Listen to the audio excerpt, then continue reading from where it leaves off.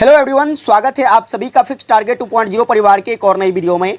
जितने भी student graduation second semester का एग्जाम भारत के किसी भी यूनिवर्सिटी से देने वाले हैं और यदि आपने मेजर पेपर, माइनर पेपर या फिर एमडीसी पेपर, इस तीनों में से किसी भी पेपर में हिंदी सब्जेक्ट रखा है तो आप लोग आज के इस पूरी क्लास को ध्यान से देखिए। हम आज के इस क्लास में डिस्कस करने जा रहे हैं आपके हिंदी के सिलेबस के अकॉर्डिंग यूनिट नंबर 2, और यूनिट नंबर 2 में आपको क्या पढ़ना है? पद्मावत। इससे पहले मैंने आपको यूनिट नंबर 2 का जो भी लेखक परिचय था, इनके लेखक के बारे में, इनके संपादक के बारे में काफ़ी डिटेल से क्लासेस प्रोवाइड कर दिया है। अगर आपने क्लास नहीं देखा है तो इसी वीडियो के डिस्क्रिप्शन में लिंक है, आज के इस क्लास के बाद उसको भी जरूर ध्यान से देख लीजिएगा। आइए जानते हैं आज के इस क्लास में हमें कौन कौन सी चीज़ों को कवर करना है। तो पहली बात भाई साहब, हम लोग जो काव्यखंड पढ़ने जा रहे हैं वह है पद्मावत, जिसको किसके द्वारा लिखा गया? मल्लिक मोहम्मद जायसी जी के द्वारा। अब देखो, पद्मावत में आपको 2 खंड पढ़ना है आपके सिलेबस के मुताबिक, जिसमें हम आज शुरुआत करने जा रहे हैं पहला खंड, और पहला खंड है मानसरोदक खंड। मानसरोदक खंड में आपको टोटल मिलाकर 8 पद पढ़ने हैं। कितने पद पढ़ने हैं मेरे भाई? 8 पद पढ़ने हैं। लेकिन हम आज के इस क्लास में कितने पदों का डिस्कशन करने वाले हैं? तो केवल और केवल 3 पद, 1 से लेकर 3 पद तक मैं आज के इस क्लास में डिस्कशन करके बताऊंगा। तो आप लोग क्लास को शुरू से लेकर अंत तक देखिएगा, क्लास लंबी जरूर हो सकती है। मैं बहुत अच्छे तरीके से आपको हर एक जितनी भी कविताएं हैं उसको समझाने का प्रयास करूंगा, उसके अर्थ को, उसके सार को आपके बीच प्रस्तुत करने का प्रयास करूंगा, ताकि परीक्षा में जब आपसे पूछा जाए तो आप इजीली उस क्वेश्चंस को हल कर सकेंगे। और इतना ही नहीं, देखिए आज के इस क्लास में यहाँ से जो भी प्रोबेबल क्वेश्चंस बनाए जा सकते हैं, जो भी प्रीवियस ईयर क्वेश्चंस पूछे गए हैं, उस सभी क्वेश्चंस पर भी चर्चा करेंगे। तो एक बार आप लोग सेशन को लाइक नहीं किए हो तो लाइक कर दीजिए फटाफट से, अपने सभी दोस्तों को ज़्यादा से ज़्यादा शेयर कर दीजिए, ताकि जो बच्चे ढंग से तैयारी नहीं कर पा रहे हैं हमारी क्लास को ज्वाइन करें और अच्छे से तैयारी करें। आइए बारी बारी से हम लोग सभी पदों पर डिस्कशन करते हैं। बारी बारी से देखेंगे। सबसे पहले हम लोग पहला पद देखेंगे। पहला पद के बारे में जान लीजिए कि आखिर मल्लिक मोहम्मद जायसी जी जो हैं, यह पहला पद के माध्यम से क्या बताना चाह रहे हैं। तो पहले पद में जो चर्चा किया गया है यहाँ पर पद्मावती और किसके बारे में? तो पद्मावती और इनकी सहेलियां क्या करती है? तो इनकी सहेलियां ये सभी के सभी जो हैं मानसरोवर पर स्नान करने के लिए जाती है। कहाँ पर जाती है मेरे भाई? मानसरोवर पर स्नान करने के लिए जाती है। और इसी सौंदर्य को यहाँ पर क्या किया गया है? तो मल्लिक मोहम्मद जायसी जी के द्वारा वर्णित किया गया है। आइए इसे हम कविता के माध्यम से समझने का प्रयास करते हैं।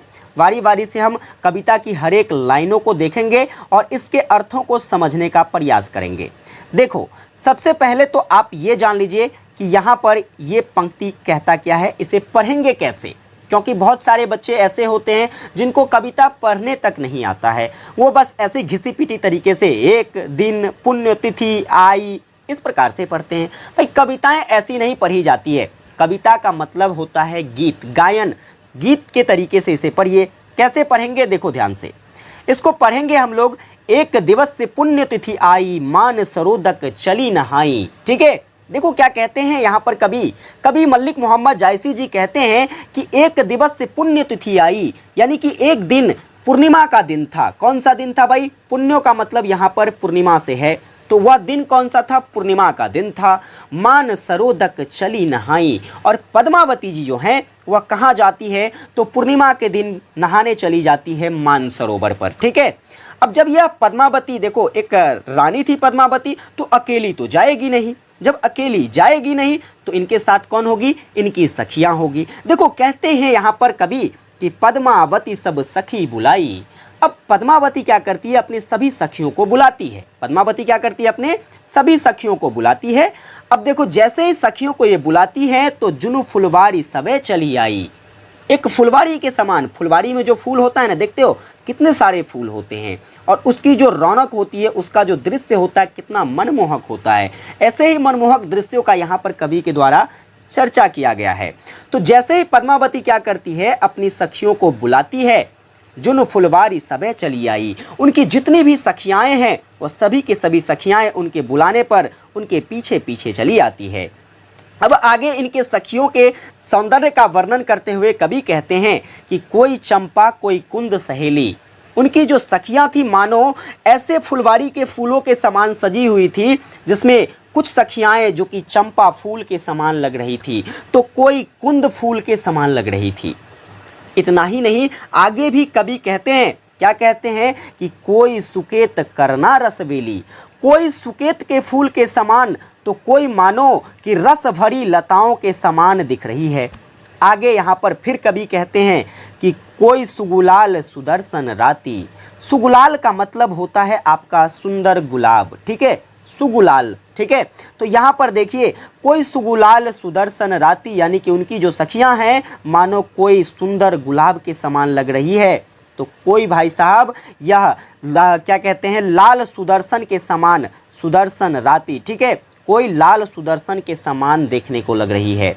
आगे यहाँ पर फिर कवि क्या कहते हैं, तो आगे देखो यहाँ पर आपके मल्लिक मोहम्मद जायसी जी कहते हैं कि कोई सो वकावरी बिगूचन भांति, और उनकी जो सखियां हैं मानो कोई बिगूचन के समान लग रहा है। किसके समान लग रहा है, कोई बिगूचन के समान तो कोई वकावरी के समान लग रहा है। फिर कहते हैं यहाँ पर कोई सुमौल श्री पुहपावती, और उनकी जो सखियां हैं पद्मावती की, जिसमें कुछ सखियाएँ मौल श्री की तरह सुंदर दिख रही है तो कोई पुहपावती के समान आकर्षक लग रहा है। जितनी सहेलियां हैं यह सब एक फुलवारियों की तरह सजी हुई हैं। फिर देखो आगे कहते हैं यहाँ पर मल्लिक मोहम्मद जायसी जी कि कोई जाहि जूही सेबती, और उसमें कुछ सखियाएँ मानो कि जाहि जूही सेबती के समान, यानी कि जूही फूल के समान जो है वो बिल्कुल मनमोहक सा लग रहा है। फिर आगे कहते हैं कि कोई सोन जरद कोई केसर, कोई सोन जरद कोई केसल, कोई ऐसी है जो सोन जरद के समान, सोन जरद के फूल के समान लग रही है, कोई मानो कि केसर के फूल के समान, केसर के पुष्प के समान लग रही है ना भाई।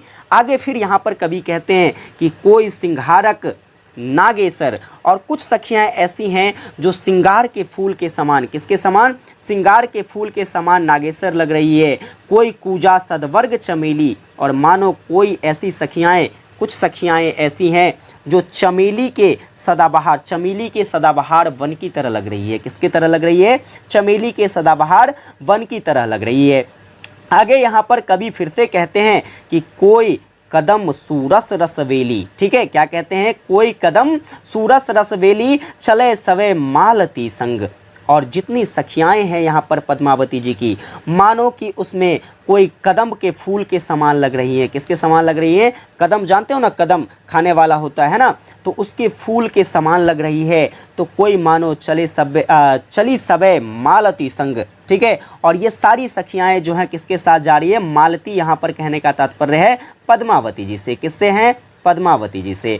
तो चली सबे मालती संग, और ये सारी सखियां एक मनमोहक दृश्य के रूप में सजती हुई कहाँ जा रही है, पद्मावती के साथ जो है मानसरोवर पर स्नान करने के लिए जा रही है। फुली कमल कुमोद, ठीक है। और पद्मावती की सखियां जब उनके साथ जा रही है तो मानो उन्हें देखकर फुली कंवल कुमोद, मानो कि कमल भी काफ़ी, कमल का मतलब यहाँ पर कमल फूल होगा, और कमल फूल भी जो है भाई साहब ये क्या है, तो बहुत आनंदित महसूस हो रही है, और वो भी आनंदित होकर खिल उठी है। बोधि रहे गण गंधर्व बास पर मदामोद, और उनकी जो है सौंदर्य को देखकर मानो देवता गंधर्व भी हो जो है वो भी क्या हो गए हैं, मंत्र मुग्ध हो गए हैं। तो ये आपके पहले जो पद हैं उस पहले पद का अर्थ है। उम्मीद करता हूं आप इस चीज़ को समझ गए होंगे। अब देखो परीक्षा में जो यहाँ से प्रश्न पूछे जाएंगे वो कैसे पूछा जाएगा, क्या सर इतने बार का कविता पूछा जाएगा, ना मेरे भाई इतने बार का कविता नहीं पूछा जाएगा। इसमें से कोई 4 पंक्ति ले ले, 2 पंक्ति ले ले, ठीक है। जैसे सपोज डैट मैं क्या करता हूँ, तो यहाँ से ये 4 पंक्तियाँ ले लिया और आपको कहूँगा इसका भाव स्पष्ट करे। क्या करे, भाव स्पष्ट करे। तो जब भी इसके भाव स्पष्ट पर चर्चा होगा तो हमारे सामने 3 तरह की बातें याद रखनी होगी। सबसे पहला तो हम संदर्भ याद रखेंगे। अब संदर्भ की बात कर ले तो संदर्भ में क्या लिखना है, तो सबसे पहले हम संदर्भ में लिखेंगे कि यह जो पंक्ति है यह किस काव्य खंड से लिया गया है। तो आपको पता है यह पद्मावती के मानसरोवर खंड से लिया गया है। इसके बाद यह किसके द्वारा लिखा गया है, तो आप कहोगे सर यह जो लिखा गया किसके द्वारा, तो यह आपके मल्लिक मोहम्मद जायसी जी के द्वारा लिखा गया है। तो संदर्भ में इतनी बातें लिखनी है। इसके बाद दूसरा जो यहाँ से पॉइंट्स आता है वह आ जाता है क्या आपका, तो संदर्भ के बाद आप प्रसंग लिखोगे। प्रसंग में क्या लिखेंगे, तो जैसे मैंने आपको पहले शुरुआत में ही बताया है कि यह जो पद है भाई साहब, पद संख्या 1, इसमें मलिक मोहम्मद जायसी जी पद्मावती और उनकी सखियां जो मानसरोवर पर स्नान करने के लिए जाती है उसके सौंदर्यों का, उसके चित्रों का क्या करती है, वर्णन करती है। तो आपको यही प्रसंग में लिखना है और इसके बाद इस पंक्ति, जो ये 4 पंक्ति है, इसकी व्याख्या करनी है। उम्मीद करता हूँ आप ये हमारी बातें समझ में आ गई होगी आपको कि कैसे आप एग्जाम में जब भी आपसे भाव स्पष्ट करने के लिए जो है पूछा जाएगा 5 नंबर के क्वेश्चंस में, तो आप इजीली कर पाओगे। चलिए आगे बढ़े, देखना भाई साहब। आगे अगर हम बात करते हैं तो देखिए, अब हम लोग यहां पर देखने वाले हैं आज के इस क्लास में मानसरोवर खंड का दूसरा पद। ठीक है, जैसे कि मैंने अभी आपको पहला पद समझाया है, उम्मीद करता हूं आप समझ गए होंगे। देखो ठीक उसी प्रकार से हम आज यहां पर देख रहे हैं कि मानसरोवर खंड के दूसरे पद में किसके बारे में चर्चा किया गया है। तो मानसरोवर खंड की अगर हम बात करते हैं तो दूसरे पद में देखो किसके बारे में बताया गया है। तो यहां पर मलिक मोहम्मद जायसी जी बताते हैं कि पद्मावती और उनकी सहेलियां जो है यह मानसरोवर के तट पर जब चली जाती है तो वहां जाकर जन क्रीड़ा कैसे करती है, वह किस प्रकार से जन क्रीड़ा करने का भाव जागृत करती है, इसके बारे में इस पद में बताया गया है। आइए समझते हैं इन सभी पदों को अच्छे तरीके से। यहाँ पर बारी बारी से पहले लाइन को पढ़ेंगे। कहता है खेलत मान सरोवर गई, जाए पाल पर ठाढ़ी भई। ठीक है, देखो कहते हैं यहाँ पर कवि कि पद्मावती जो है, यह पद्मावती जब अपनी सभी सखियों के साथ कहाँ पर पहुँचती है, मानसरोवर पर पहुँचती है। तो मानसरोवर पर पहुँचने के बाद वह क्या होती है, खेलत मान सरोवर गई, जाए पाल पर ठाढ़ी भई। पाल, पाल का मतलब यहाँ पर क्या होता है, पाल का मतलब यहाँ पर सीधा सीधा है, पाल का मतलब होता है तट। क्या होता है, तट। एक नदी का, एक तालाब का जो है तट होता है ना, किनारा, वहाँ पर। ठीक है, तो देखो यहाँ पर कवि कहते हैं कि जैसे ही पद्मावती मानसरोवर पर पहुँचती हैं, वे सरोवर के ऊपरी भाग पर क्या हो जाती हैं, खड़ी हो जाती है। इसके बाद आगे कहते हैं कि देख सरोवर हंसे कुलेली, पद्मावती सौ कहें सहेली। देखो यहाँ पर कहता है कि पद्मावती की सखियाँ जो है वहाँ हंस के क्रीड़ा को देखकर पद्मावती से कहती है। ठीक है, पद्मावती जो वहाँ पर क्या कहते हैं, सरोवर के तट पर जाती है, सरोवर के ऊपरी तट पर, वहाँ पर जो वो खेलती रहती है ना, तो उनकी सहेलियाँ उसे देखकर हंसती है और उनकी क्रीड़ा को देखकर, उनके खेल को देखकर पद्मावती से कहती है। क्या कहती है कि ए रानी मन देखो विचारी, एह नैहर रहना दिनचारी। उनकी सखियां क्या कहती है, हे रानी जरा मन में सोचो तो, इस सुखद नैहर में हमें कितने दिन रहने हैं। लड़कियां हैं, लड़कियां नैहर में कितने दिन रहती है, कुछ समय तक। ठीक है, एक निर्धारित समय तक, जब तक उनके माता पिता उनको ब्याह न दे। ठीक है, जब उनकी ब्याह हो जाती है वो अपने सासुर चले जाते हैं और सासुर जाने के बाद फिर क्या होता है इसमें बताया गया, हम आगे आपको समझाएंगे। तो उनकी सखियां जो है पद्मावती से कहती है कि हे सखी जरा सोचो विचारो कि नैहर में जो हम लोग हैं यहाँ पर कितने दिन रहेंगे, कुछ दिन। 4 दिन का मतलब कुछ दिन ही रहने वाले हैं। 4 दिन जब यहाँ पर रहना है तो जितना सुख लेना है हमें क्या करना है, जितनी आनंद लेनी है, आराम से हम उतने मज़े करते हैं। ठीक है, आगे देखो कहता है आगे कि जो लगी अहे पिता कर राजू, खेल ले हूँ जो खेल हूँ आजू। ठीक है, पिता के राज में जब तक हैं तब तक क्या करो, जितने स्वच्छंद तरीके से खेलना चाहती हो बिल्कुल स्वतंत्र तरीके से खेल लो, क्योंकि आगे ये जिंदगी फिर से ना मिलने वालों छे। ठीक है भाई, आगे देखो यहाँ पर क्या कहते हैं लेखक कहते हैं पुनि सासुर हम गवनव काली, यानी कि गवना के काल में, शादी जब हो जाएगी हमारी, उस काल में जब हम कहाँ चले जाएंगे, सासुर चले जाएंगे, अपने जो हैं पति के यहाँ चले जाएंगे। कित हम कित यह सरवर पाली। ठीक है, कित हम सरवर पाली, फिर कहाँ से ये सुंदर सरोवर हमको मिल पाएगा। ठीक है, ये जो है सासुर में थोड़ी ना कोई महिलाएं जाती है नदी पर, क्या कहते हैं, खेला खेलने। जो जिस प्रकार से कोई भी लड़की जो है अपने पिता के घर पर जहाँ मन चाहे वहाँ जा सकती है, जो इच्छा होता है उसको करने का करती है। ये आज़ादी जो है जब वो अपने पति के घर चली जाती है तो नहीं रह पाता है ना। तो इसी बातों का चर्चा यहाँ पर सखियाँ और पद्मावती के बीच में हो रहा है। सखियाँ जो है पद्मावती से कहता है कि जितना खेलना कूदना है हम अभी खेल लेते हैं। समझ में आ रही है बात। तो यहाँ पर कहता है पुनि सासुर हम गमन काली, जब अपने शादी के बाद हम कहाँ चले जाएंगे, अपने सासुर चले जाएंगे। कित हम कित यह सरवर पाली, वहाँ पर हमें कहाँ से मिलेगा, कहाँ ये सुंदर सरोवर, एकदम हम अपने स्वप्न सी अलग अलग हो जाएंगे। क्या हो जाएंगे? फिर कहता है आगे, कित पावन पुनि आपनो हाथा, कित पावन पुनि आपनो हाथा, कित मिली के खेलब एक साथा। यानी कि फिर ना तो क्या होगा, ना तो हम सभी सखियां एक साथ मिलेंगे, ना ही ये सरोवर होगा, ठीक है, ना ही हम एक साथ मिल पाएंगे और ना ही एक साथ खेल पाएंगे। इसलिए जितना खेलना है हमको क्या करना है, अभी ही खेल लेना है, जितना आनंद लेना है अभी आनंद लेना है। ये सारी बातें कौन कर रही है? पद्मावती और उनकी सखियां कर रही है। आगे कहता है कि सासु ननद बोलहि जीव लेहि, दारुन ससुर न निसरई देहि, पिय पियार सिर ऊपर पुनि सौ करे दुहु काह। इसके बाद कहता है दुहु सुख राबे की दुख, आ दुहु कस जन्म निवाह। ठीक है, देखो यहाँ पर कहते हैं, यहाँ पर क्या कहते हैं लेखक, तो वहाँ हरदम जो है क्या होगा, तो सास ननद बेलह जिन लेही, यानी कि वहाँ पर हरदम हमको क्या करना होगा, तो सास ननद जो है हमारे मन में मसो सैगी, और फिर क्या होगा, तो वह कठोर रूप से हमारे सामने अपनी भाव को रखेंगे। कठोर ससुर हमें यहाँ आने थोड़ी न देंगे। ठीक है, सासु ननद बेलह जिन लेही, दारुन ससुर न निसरई देही। जो हमारे कठोर ससुर होंगे, हम जब जब आना चाहेंगे थोड़ी ना हमको यहाँ आने देंगे, है ना। यही चीज़ कह रही है सखियाँ अपने पद्मावती रानी से। पिय पियार सिर ऊपर, और इनसे सबसे ऊपर तो हमारे जो प्रियतम होंगे, हमारे जो पति होंगे, सबसे ज़्यादा भय तो हमें उसका रहेगा। आज हम स्वच्छंद हैं, हमारे पास कोई पति नहीं है, मतलब हमारे ऊपर जो है जो प्रेशर आने वाला है भविष्य में, वो प्रेशर अभी हमारे ऊपर नहीं है। पुनि सौ करे दुहु काह, और क्या पता कि वह हमें सुख से रखेगा या नहीं रखेगा। दुहु सुख रखे कि दुख, यानी कि हमारे जो पति होंगे उनका प्रेशर तो हम पे होगा ही, उनका दबाव तो हम पे होगा ही, हम डर डर के उनके सामने तो रहेंगे ही। क्या पता वह हमें जो है सुख से रखे या फिर दुख में रखे, है ना। दुहु कस जन्म निवाह, अब जैसा भी होगा हमारा जीवन जिस प्रकार से होगा हम उस प्रकार से तो व्यतीत कर ही लेते हैं। देखो क्या होता है कि कोई भी लड़कियां शादी से पहले जो है उनके बहुत सारे अरमान होते हैं, चाहे वो लड़का हो लड़की हो, लेकिन परिस्थितियों के मुताबिक जो है उनकी अरमानें, किसी का अरमान जो है यह पूरा हो पाता है, किसी का अरमान नहीं पूरा हो पाता है।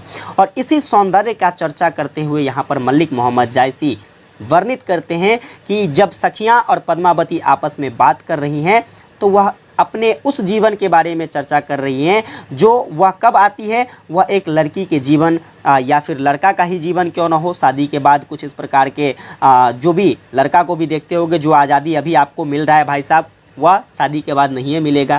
क्योंकि वहाँ यहाँ पर तो लेखक बताते हैं कि महिलाएं इस प्रकार से सोच रही है कि हमें क्या है भाई साहब, पति का एक प्रेशर होगा, लेकिन अमूमन आज के समय में ये सारी चीज़ें तो उल्टा होती है कि नहीं होती है। कभी ऐसा होता था कि महिलाएं जो है अपने पति को देवता के समान माना करता था, उनकी पूजा करते थे, उनकी हर एक कही बातों को मानते थे। आज की महिलाएं ऐसा नहीं है। आज की महिलाएं अगर पति एक सुनाएगा तो भाई साहब पत्नी 4 को सुनाती है ना। तो लड़का सबके लिए भी दिक्कत है भाई साहब, सोच लेना, ठीक है। तो ये सारी चीज़ें जो हैं कुछ इस प्रकार से भाई साहब आपके सामने मलिक मोहम्मद जायसी जी व्यक्त कर रहे हैं। उम्मीद करता हूं आपको दूसरा पद अच्छे से समझ में आ गया होगा। यहाँ से भी प्रश्न आपके वैसे ही बनाए जाएंगे जैसे मैंने आपको पहली क्लास में बताया, पहले क्वेश्चंस में बताया, ठीक है। पहला पद जो मैंने आपको बताया कि कैसे प्रश्न बनाया जाएगा, व्याख्या करने वाला और व्याख्या करने वाला जो प्रश्न। और एक और चीज़ें ध्यान रखिएगा, यहाँ पर डायरेक्टली आपसे पूछा जा सकता है कि मानसरोदक खंड के पद संख्या 2 का क्या करे, तो व्याख्या करे, वर्णन करे। तो यहाँ पर आपको इस पूरे चित्रों को दर्शाना है कि पद संख्या 2 में कवि ने क्या क्या वर्णन किया है। तो कवि एक सार के रूप में हम व्यक्त कर सकते हैं कि कवि जायसी जी जो है यहाँ पर बताते हैं कि किस प्रकार एक सखियाँ जो है अपनी रानी पद्मावती के साथ अपने बाल्यकाल या फिर पिता के या फिर कहे तो अपने नैहर के जीवन काल को व्यक्त करता है, और किस प्रकार से जो है अपने सासुर के काल का जीवन का व्यक्त करता है, ठीक है। चलिए आगे बढ़ें। देखो अगला क्वेश्चंस, तो आपका अगला जो यहाँ से देखो अगला तीसरा पद जो कि आज के इस क्लास का आखिरी पद होगा। हम आज यहाँ पर देखते हैं तीसरा पद कौन सा करना है हमें। तो तीसरा पद में किसके बारे में बताया गया, आइए जानते हैं। मानसरोदक खंड का जो तीसरा पद है, इसमें भी पद्मावती और उनकी सहेलियाँ जो है आपस में वार्तालाप करती है, और वहाँ पर बस खेलने की बात हो रही थी और यहाँ पर अब वो खेला शुरू करती है। आइए भाई साहब तीसरे पद में देखो, तीसरे पद का जो प्रसंग है, ये प्रसंग हमें कहता है कि इस पद में जो है मलिक मोहम्मद जायसी के द्वारा बताया गया कि किस प्रकार पद्मावती और उनकी सहेलियां जो है आपस में आनंदित भाव व्यक्त करती है, झूले झूलती है, खेलती है, कूदती है, और इसके साथ साथ नैहर और ससुराल के जीवन का भी यहाँ पर भी, जैसे दूसरे पद में नैहर और ससुराल के जीवन का क्या किया गया था, तो चित्रण किया गया था, इस पद में भी नैहर और ससुराल के चित्रों का वर्णन किया गया है। आइए कविताओं को पढ़ते हैं और बारी बारी से हर एक पंक्ति के अर्थों को समझते हैं। यहाँ पर कविता कहता है कि मिलहि रहस्य सब चढ़ी ढिढोरी, झूल लेहि सब बारी भोरी। अब देखो क्या है, यहाँ पर आपस में वार्तालाप करते हुए सखियाएं क्या करती है, पद्मावती और उनकी सखियां जो है आपस में वार्तालाप करती हुई कहती है, हे सखी आओ हम सब क्या करें, झूला झूले, मिली रहस्य सब चढ़ी ढिढोरी, झूल लेहि सब बारी भोरी। है ना, बारी बारी से हम लोग क्या कर लेते हैं, झूला पर झूलते हैं, बहुत आनंद आएगा, झूले का हम लोग बारी बारी से आनंद लेते हैं। आगे कहता है झूल लेहु नैहर जब ताई, वे आपस में कहती है जब तक नैहर में है तब तक आनंद से झूल लो, फिर नहीं झूलन दे ही साही। और जब भाई साहब क्या हो जाएगा, तो विवाह के बाद जब ससुराल में चली जाओगी तो पति थोड़े ना झूलने देगा, नहीं तो ये आनंद फिर नहीं झूलन दे ही साही, फिर बाद में आपको क्या होगा, तो फिर बाद में नहीं झूल पाओगी। कहता है पुनि सासुर ले राख ही जहाँ, नैहर चाह न पाबहु जहाँ। है ना, फिर सासुर में क्या होगा, जैसा चाहोगे जैसा चाहे रखेगा सासुर। ठीक है, फिर नैहर की चाह वहाँ नहीं होने वाली है, नैहर चाह न पाहु जहाँ, जैसे आप नैहर में रहते हैं हम लोग अभी, वैसे सासुर में नहीं रह पाएंगे। कौन कहते हैं यहाँ पर, मलिक मोहम्मद जायसी जी बताते हुए कहते हैं कि एक सखियाँ जो हैं किस प्रकार आपस में बातचीत करती हैं। ठीक है, आगे कहता है कि कित यह धूप कहाँ यह छाहा, हे सखी। ठीक है, देखो कहता है कि हे सखी कहाँ कहाँ यहाँ की तरह आपको सलोनी धूप देखने को मिलेगी। ठीक है, कहाँ यहाँ पर जो है यहाँ की तरह आपको शीतल छाया सासुर में देखने को मिलेगा, नहीं में देखने को मिलेगी। जितने स्वच्छंद हम आज हैं उतने स्वच्छंद नहीं रह पाएंगे। कहता है रहब सखी बिनु मंदिर महा, और वहाँ पर तो मानो कि सबसे दूर बिल्कुल अकेले आपको कहाँ रहना पड़ता है, एक ही घर में रहना पड़ेगा, मानो कि वो मंदिर है और उस मंदिर के आप क्या हैं, देवता हैं। मंदिर हैं और मंदिर के देवता, मंदिर में से देवता को निकलते देख नहीं, कोई भी मूर्ति रहता है तो क्या होता है, मंदिरवा है, इस मंदिरवा में स्थापित कर दिया, वो वहीं में रह जाता है ना, उसी में है एकदम कैद, बंद करो बाहर करो जो भी करना है उसी में रहता है। उसी प्रकार से मानो जब हम ससुराल में चले जाएंगे, सखियाँ कहती है पद्मावती जी से आपस में बात करते हुए कि जब हम ससुराल में चले जाएंगे तो रहब सखी बिनु मंदिर महा, हम लोग क्या करेंगे भाई, तो सबसे पहली बात तो सबसे दूर रहेंगे और बिल्कुल एक घर में जो है हम लोगों को रहना पड़ेगा। आगे यहाँ पर कवि कहते हैं कि गुनु पूछें ओ लाहि दोखु। ठीक है, वहाँ जो है गुण पूछें वो लाहि दोखु, मतलब आपका गुण पूछा जाएगा और गुण को पूछने के बाद जो है आपका क्या किया जाएगा, दोष बताया जाएगा। मतलब सही करो फिर भी गलत, गलत करो फिर भी गलत, इस प्रकार की चीज़ें जो हैं आपको ज़्यादातर ससुराल में देखने को मिलती है।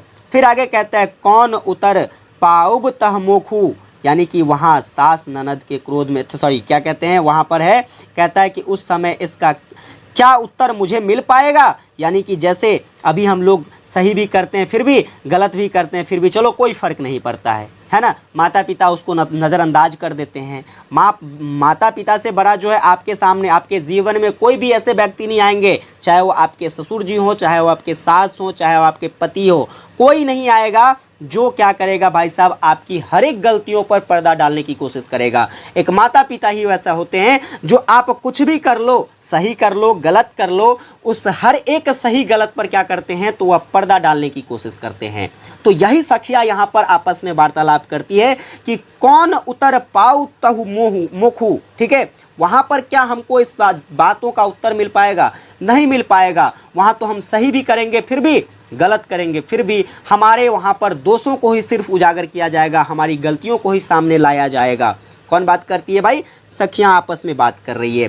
कहता है कि सास ननद के भों सिकोरे, वहाँ पर सास ननद के क्रोध का हम लोगों को क्या करना पड़ेगा, सामना करना पड़ेगा। सास ननद जो कहेगी हमको जो है सिर झुकाकर उसे मानना पड़ेगा। कहता है रहब संकोच दुबई कर जोड़ी, है ना, और वे हमेशा जो है भौं चढ़कर हमसे बात करेगी और हम संकोच बस क्या करेंगे, तो संकोच बस जो है अपने हाथ जोड़कर नत होकर ही गुजारा करते रहेंगे, है ना। मतलब सास ननद हम पर चढ़ चढ़ के क्या करेगी, बोलेगी, वहाँ वह हम सही करेंगे फिर भी गलत करेंगे, फिर भी वह हम पर जो है अपना दबाव बनाएगी। लेकिन हमें क्या करना होगा, हम तो भाई साहब क्या करेंगे, तो वहाँ पर रहब संकोची दुबई के जोड़ी अपना जो है नतमस्तक होकर के अपनी हाथ पैर जोड़ करके क्या करेंगे भाई, वहाँ पर रहेंगे। ऐसी वार्तालाप आपस में सखियाएँ करती हुई यहाँ पर नज़र आ रही है। आगे कहते हैं यहाँ पर कवि कि कित यह रहस्य जो आबहु करना, ससुरे अंत जन्म दुख भरना। देखो यहाँ पर कवि कहते हैं, क्या कहते हैं कि यहाँ वहाँ जो है जो आनंद आपको मिल रहा है, आज हमें मिल रहा है, ससुराल में जो है यह आनंद हमको जन्म भर, ससुराल में क्या करना पड़ेगा, यह आनंद हमको नहीं मिलेगा, हमें जन्म भर वहाँ पर दुख ही भोगना पड़ेगा। ससुर है अंत जन्म दुख भरना, जब सासुर में जाएंगे तो हमको अंतोगत्वा, जब तक हमारी मौत नहीं हो जाती है, जन्म भर हमको क्या करना पड़ेगा, दुखी भोगना पड़ेगा। कित नैहर पुनि आव, कहाँ फिर नैहर आना होता है। तुम नहीं देखते हो, अरे अपनी मम्मी को देखो भाई, तुमको पता चल जाएगा, है ना। अपनी मम्मी को देखो, कब नैहर जाती है क्या, अपने मायके जाती है क्या, नहीं जाती है, क्योंकि उसको अब तो काम से फुर्सत नहीं है, बच्चे हैं, फन्ना है, चिन्ना है, वगैरह वगैरह में उसकी ज़िंदगी उलझी रह जाती है। वो चाह कर भी जो है अपनी माँ से मिलने तक नहीं जा पाती है। यही सखिया यहाँ पर आपस में वार्तालाप करती है, क्या करती है कि कहती है कि कित नैहर पुनि आबहु, कहाँ फिर हमको यहाँ आना होगा, कहाँ हम नैहर आ पाएंगे। कित ससुरे यह खेल, और कहाँ ससुराल में यह हमें खेलों का आनंद मिल पाएगा, नहीं मिल पाएगा। आप कहाँ हो ही, हम कहाँ फिर पहले जैसे हो पाएंगे। आप कहाँ हो ही, परब पंख जस डेल, कहते हैं कि जैसे बहेलियों की कैद में पक्षी आ जाता है, मानो शादी के बाद हमारी जो ज़िंदगी है ठीक उसी प्रकार से कैदी पक्षी के समान हो जाएगा। तो ये यहाँ पर मलिक मोहम्मद जायसी जी जो हैं इस पद के माध्यम से, तीसरा जो आपके मानसरोवर खंड का तीसरा पद है, इसमें इन सभी चीज़ों का वर्णन करते हैं। तो उम्मीद करता हूँ आपको ये तीसरा पद समझ में आ गया होगा। प्रश्न की हम बात कर ले तो मेरे बच्चे, प्रश्न भी आपको ऐसे ही बनाए जाएंगे। यहाँ से सबसे पहली बात मैं आपको बता देता हूँ, जो प्रश्न आपसे पूछा जाता है परीक्षा में, इन सभी कविता की पंक्तियों को याद रखिएगा, क्योंकि आपसे परीक्षा में व्याख्या करने वाला प्रश्न पूछा जाएगा। क्या पूछा जाएगा, या तो व्याख्या करने वाला कोई भी 2-4 पंक्तियां ले ले, उस पंक्तियों का व्याख्या करना, या फिर आपसे जो है लॉन्ग टाइप क्वेश्चंस में जब क्वेश्चंस पूछा जाएगा तो सीधे कहेगा भाई पूरे, जैसे मानसरोवर खंड का जो है पद संख्या 1, मानसरोवर खंड का पद संख्या 1, 2 या फिर 3, कोई भी कहे, उस पदों की पूरी व्याख्या करो। तो जब पूरे पदों की व्याख्या करना होगा तो आप पूरा करोगे। जब आपको कोई एक छोटा सा 2-4 लाइन ले ले, उस पद की व्याख्या करना हो तो उस पद की व्याख्या करेंगे। इस टाइप से आपके पेपरबा में क्वेश्चंस आवेगा। उम्मीद करता हूं आपको आज की ये क्लास काफ़ी हेल्पफुल लगी हो। एक बार कमेंट करके ज़रूर बताना भाई साहब कि क्लास आपको कैसी लगी। विशेष अगर क्लास आपको हेल्पफुल लगती है, चैनल पर नए हैं, अभी तक सब्सक्राइब नहीं करे हो, सब्सक्राइब कर लीजिए। वीडियो को एक प्यारा सा लाइक करके अपने सभी दोस्तों को ज़्यादा से ज़्यादा शेयर कर देना, ठीक है, ताकि सारे बच्चे के पास क्लास पहुंच सके। आप लोग शेयर करने में बड़का कंजूसी करते हो, हमको पता है, ठीक है। और टारगेट आपके बीच रखता हूं, इस वीडियो की लाइक टारगेट कम से कम 1K कंप्लीट होने चाहिए, ठीक है। विशेष मिलेंगे आप लोगों के साथ अगली क्लास में। जय हिंद, वंदे मातरम।